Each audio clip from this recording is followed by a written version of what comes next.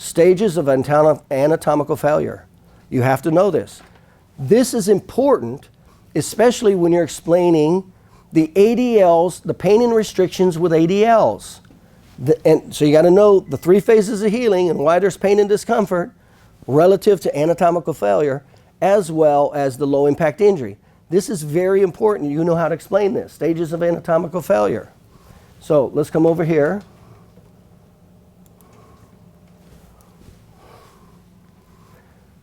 Remember, the word we use is energy. Energy goes through these stages of absorption. Active range of motion, passive range of motion with overpressure, paraphysiological joint motion, anatomical failure. That's where the energy goes. You got to know this to be able to describe what you're doing. Impairments are only relevant when anatomical restrictions or anatomical failure affects activities of daily living. That's when things are important, when they affect life. That's when they're important.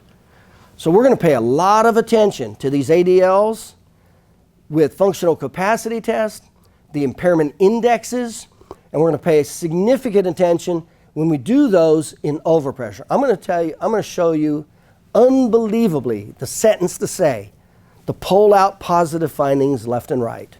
If you say this exact sentence, as opposed to getting false negatives, false negatives, false negatives. It is possible to have a permanent injury with no impairment. It's possible to have I gave the example of I got scar tissue on my wrist, right here. There's no impairment. Doesn't affect sensory, motor, neurological, range of motion, nothing. It's called subthreshold. It's irrelevant. If the injury does not affect lifestyle or ADLs, there's no impairment. So it's all about ADLs. It's all about ADLs. The overwhelming chiropractic soft tissue spinal injuries do not come from anatomical failure. Anatomical failure is what? LMSI. And a disc injury is the small percentage. It's only 32%. The overwhelming amount of soft tissue spinal injuries results from anatomical adhesions and restrictions. Altered intersegmental motion is not anatomical failure.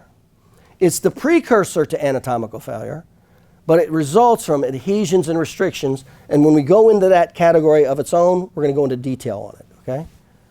The number of cells injured and the quality of cells injured will determine the impairment. We talked about quality versus quantity of cells to make it threshold or subthreshold. And there's the electron microscope of the collagen tears. So, real important concept, the stages of anatomical failure and absorption.